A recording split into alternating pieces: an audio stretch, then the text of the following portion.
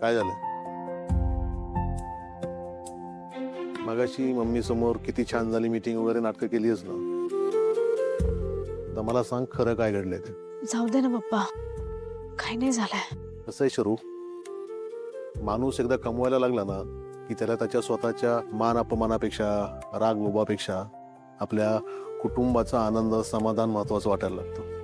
आता काय नोकरी करताना वरिष्ठ बोलतात, अपमान करतात, हे सगळ्यांचंच होतं, माझं सुद्धा झालंय. पण जेव्हा जेव्हा असं वाटायचं की हा असं माझ्याशी का बोलला, देतो नोकरी सोडून, पण तेव्हा तेव्हा ना मला तुमच्या सगळ्यांचे चेहरे डोळ्यासमोर यायचे आणि मग गप्प राहायचो. हे मी जे तुम्हाला बोलतो ना, स्वाभिमान बाळगा वगैरे, तेव्हा बायका पोरांच्या चेहऱ्या पुढे पण तो टिकत नाही ग.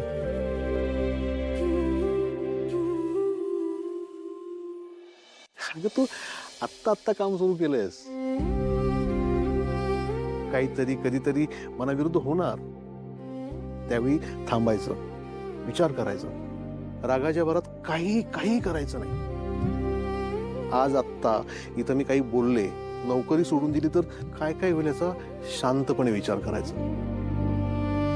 जेव्हा जेव्हा असं वाटेल ना की ही नोकरी, हा अपमान आपल्या डोक्यावरून चाललाय, आपला कॉन्फिडन्स जातोय, तेव्हा सोडून द्यायचं, बिनधास्त सोडून द्यायचं.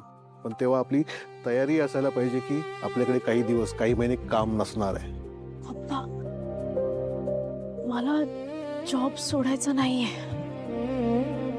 पण आज एकदा असं वाटलं की उलट उत्तर द्यावं.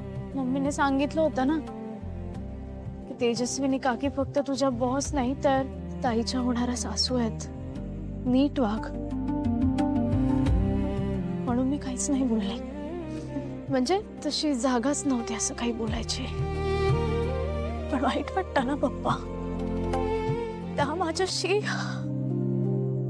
माझ्याशी असं वागला जसं काय मी त्यांची पर्सनल नोकर आहे. ती समोरची बाई माझ्याशी काही बोलत होती, पण काकी काहीच नाही बोलले, फक्त माझी मजा बघत राहिल्या.